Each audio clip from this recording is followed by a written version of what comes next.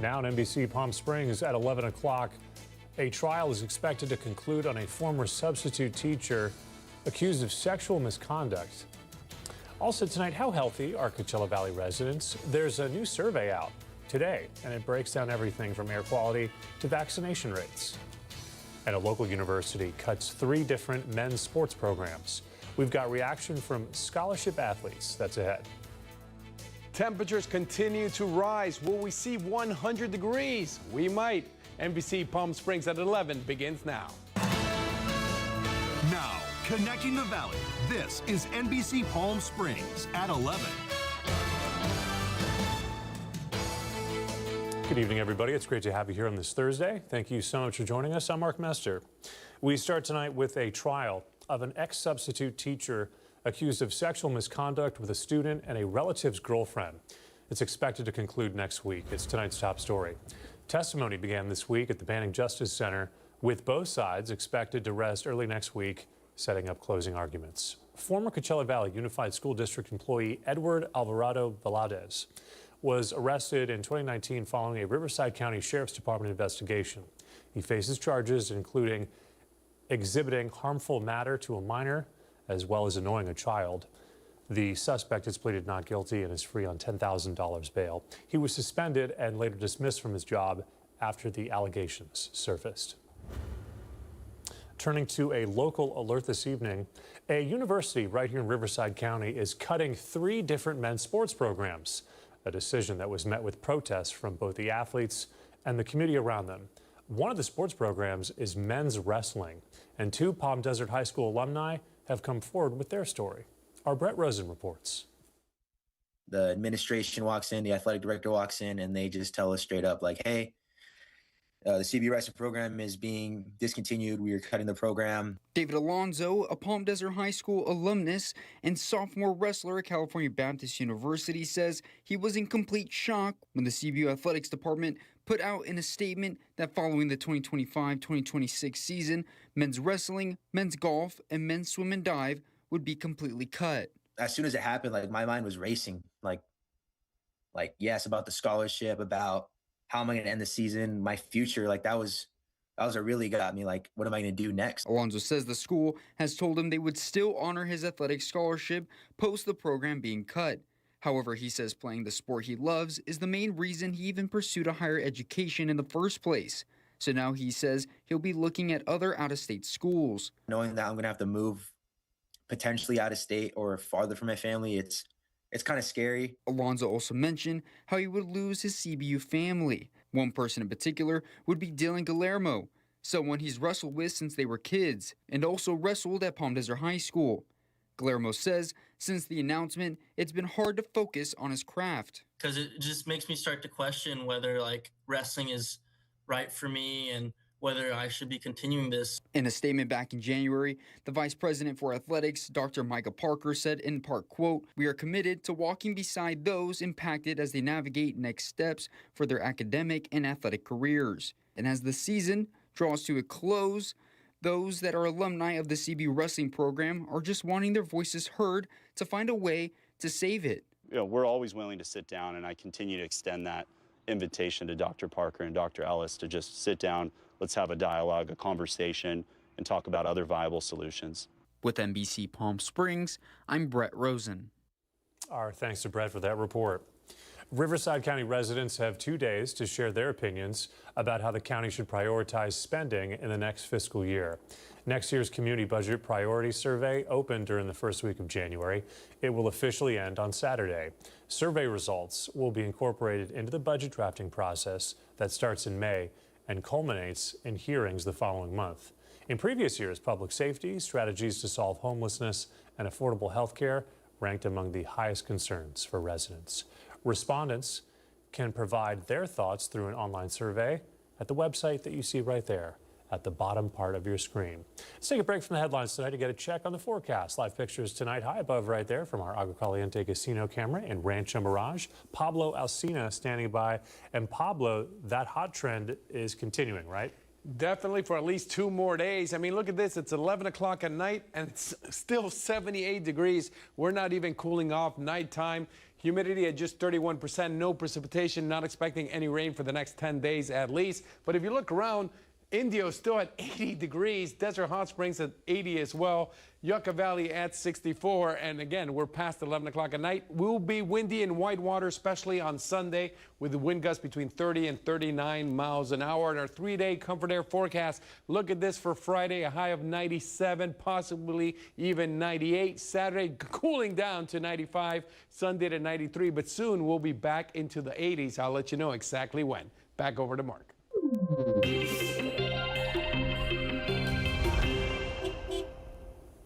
Starting tomorrow morning, the outside northbound lane of Highway 111 will be closed in Rancho Mirage between Frank Sinatra Drive and 1 Mirage Place. The city says it's due to driveway repair work. Motorists are reminded to use caution when driving through those work zones and use alternate routes. Work will take place during the day and traffic delays are expected. The BNP Paribas Open Tennis Tournament returns to the Valley, and with that comes traffic delays. A whole lot of them are expected. It starts this coming Sunday, March 1st, and it will run for the next 2 weeks through March 15th. Traffic in the area will be heavy for its 2-week run time. The main congestion will be at the intersection of Washington Street and Highway 111. The gates open daily at 10 o'clock in the morning, with traffic building up around 9:30, and then things back up again at 4:30 in the afternoon when day sessions end and night matches begin. Our friends over at CV Sync recommend you skip the area entirely if it includes your commute in that area. Indian Canyon Drive at the Wash in Palm Springs reopened to drivers this afternoon. All road closures, including East Vista Chino and North Genotry Trail, have been lifted at this time. Palm Springs residents were invited to help make local streets safer at a community traffic safety workshop. It was hosted by the Palm Springs Police Department's Traffic Division and City Engineering. Officials began with a brief presentation on local traffic data and current safety efforts, and then answered questions and received feedback on reducing collisions, from tackling speeding concerns to improving crosswalks and adding traffic safety measures.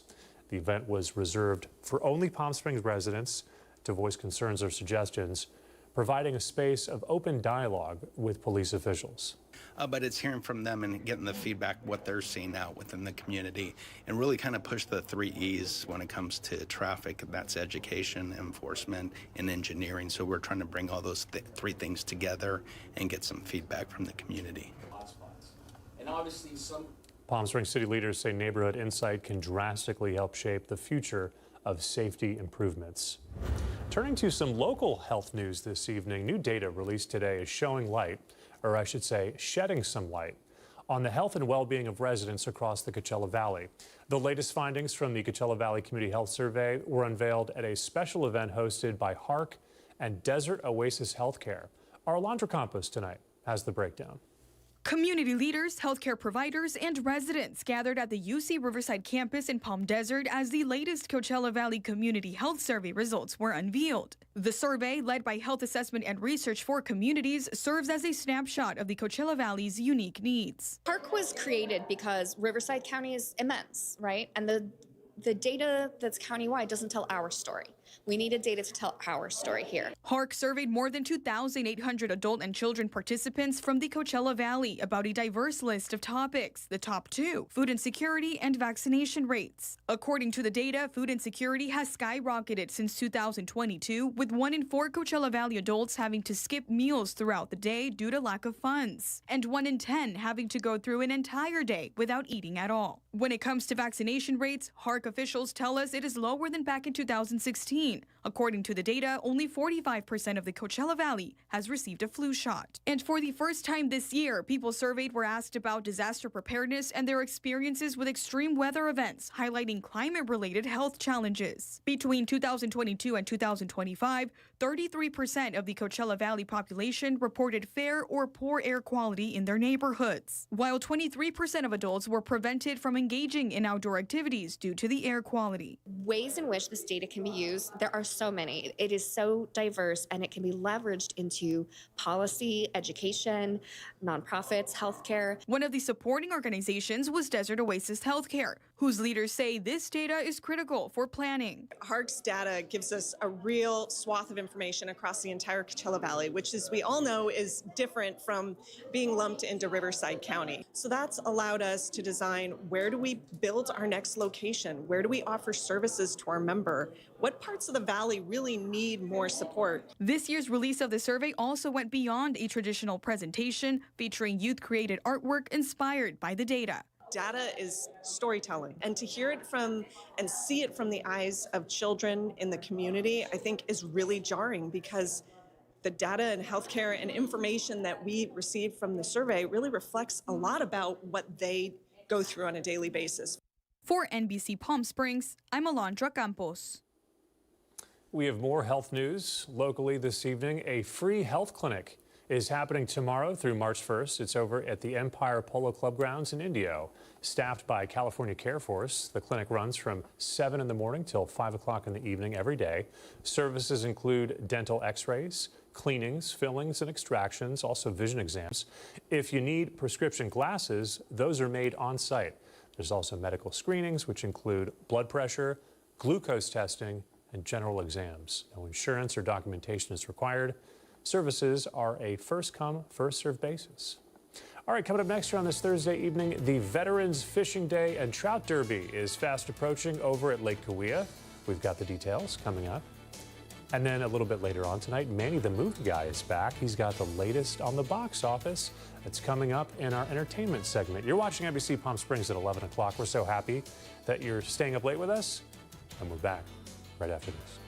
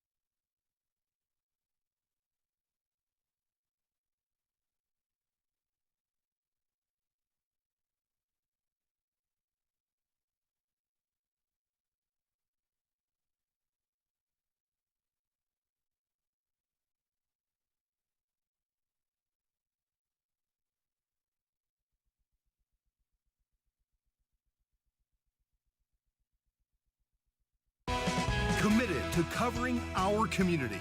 You're watching NBC Palm Springs at 11.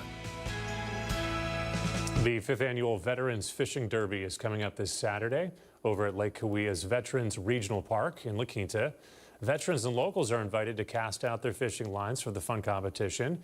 Gates open early, 5:30 in the morning, and the tournament runs from 7 to 11 a.m. It's free to enter to fish, but there is a $5 cash tournament fee for non-veterans. It's collected at the gates, and proceeds benefit local veterans groups. The county is providing over 4,000 pounds of trout for this derby. You could see some of them being put into the lake right there, with local valley staple Yellow Mart providing half the supply. We've got sizes from 1 pound to 1.5, which is the catchables. And I saw some in there, guys. If you follow us on Instagram, you'll see some big old ones in there. They were probably 6, 7 pounds, and we had some gold, some lightning trout that were absolutely amazing.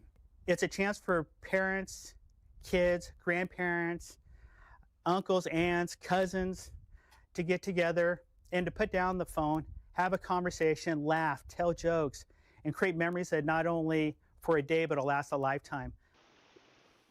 The event is hosted by the Riverside County Regional Park and Open Space District, Supervisor V. Manuel Perez's office, and the Desert Recreation District. Construction is set to begin Monday on the more than $7.5 million cost in upgrades at Demuth Park in Palm Springs. Officials announced this week that the project has the purpose of improving access, safety, and amenities for the community.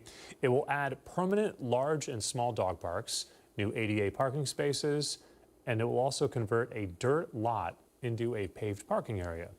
Crews will also pave existing lots, repair sideways and pathways, and they're going to build a new restroom facility.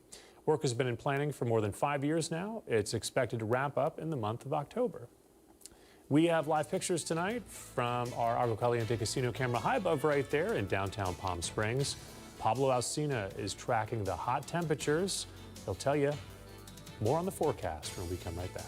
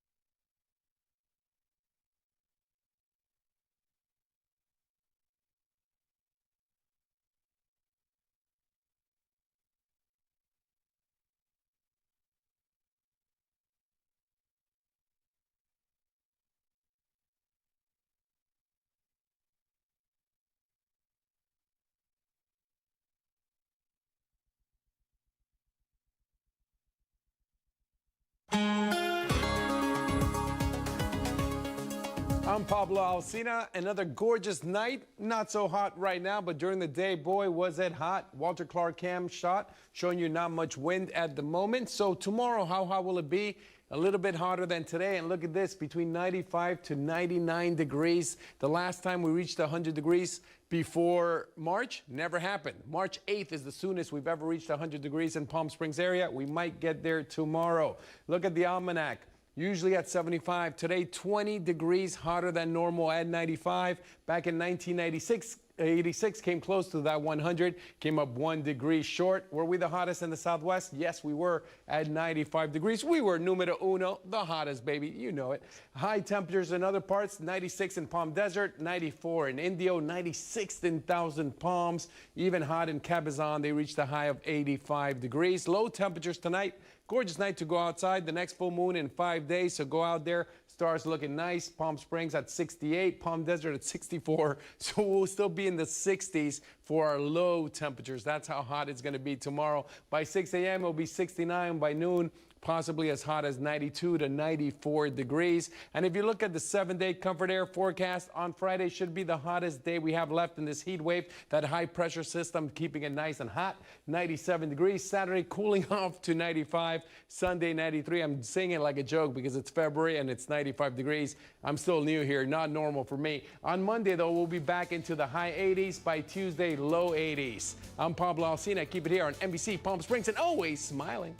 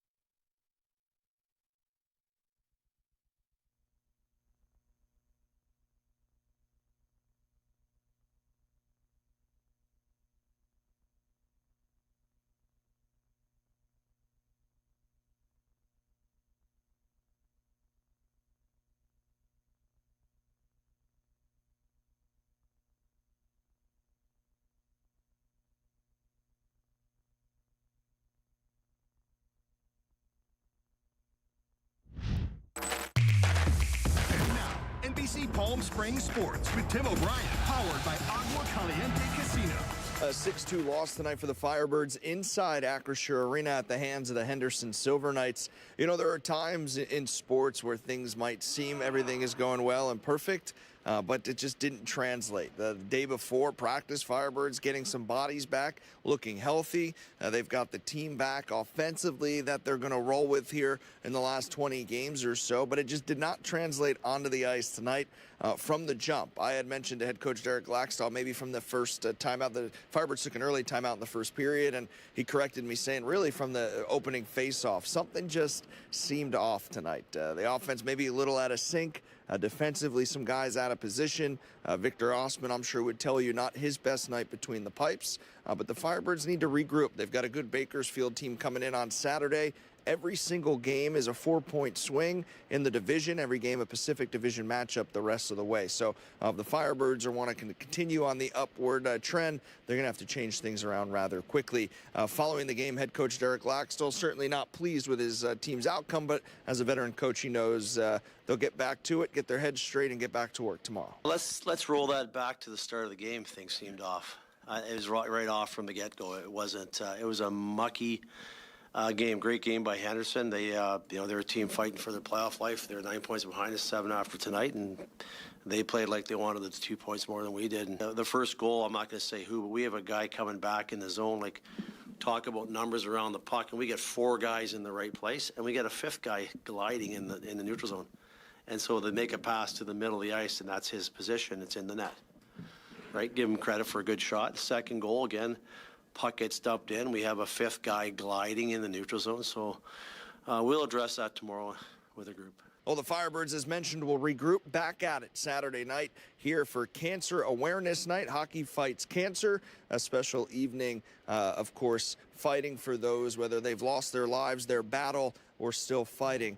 So be sure you get tickets still, cvfirebirds.com. Puck drop at 6 against the Bakersfield Condors, a team above the Firebirds right now in the Pacific Division. So that makes it that much more important on the ice, but with a bigger picture, of course, for the theme of the night. 6-2 loss, though, tonight for the Firebirds against Henderson, and we'll regroup, and get back at it on Saturday. Live inside Acrisure Arena, I'm Tim O'Brien.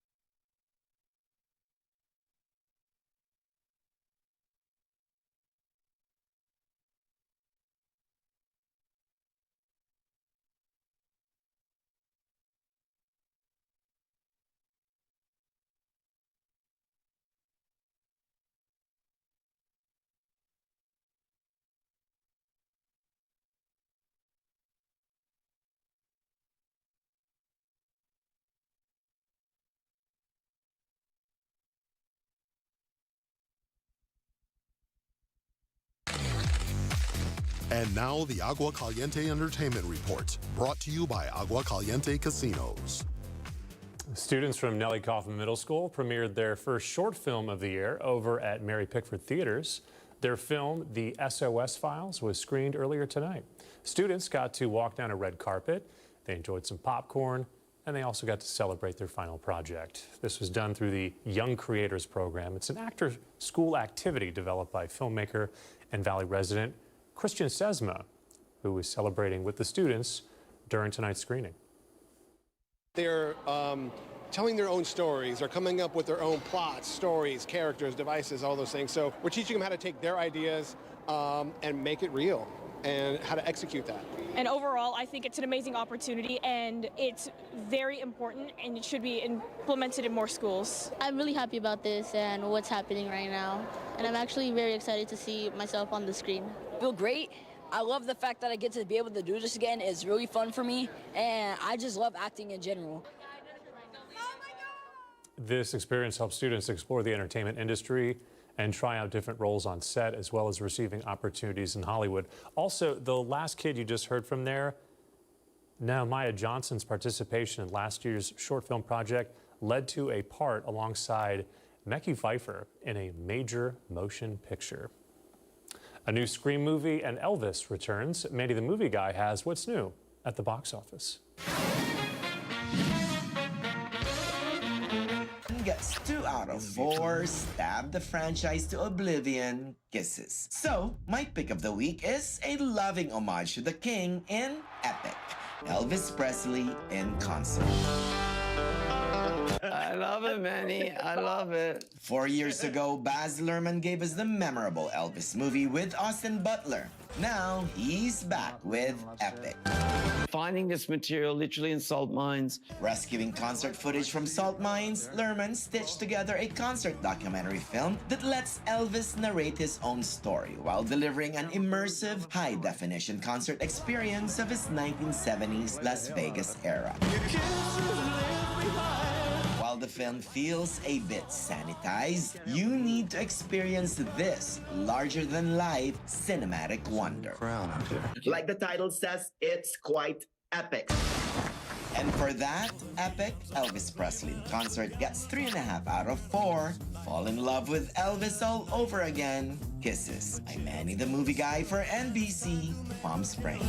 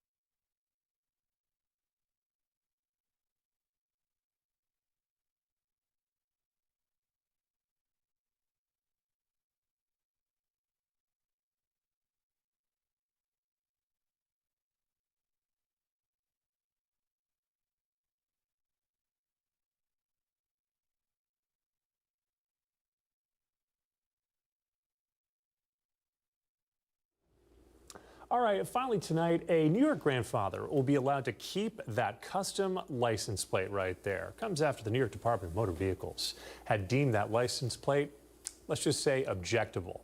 Guy's name is Seth Bykofsky. If you didn't see it before, the license plate, you can see it right there, reads P before we go. Lighthearted reminder what you could do before a road trip to make the stops a little bit less frequent. He got a letter from the DMV saying he's got to destroy that license plate, replace it with a new standard one. So he took to social media, called on state officials to reconsider. Guess what? The story got the attention of New York State Governor Kathy Hochul, who called him herself to apologize for the inconvenience. She gave him the good news. He will be allowed to keep the plate on his car. Never understood anybody paying extra to have something special on their license plates. Well, Not my thing. in this case, it made national headlines. Out of time. Good night.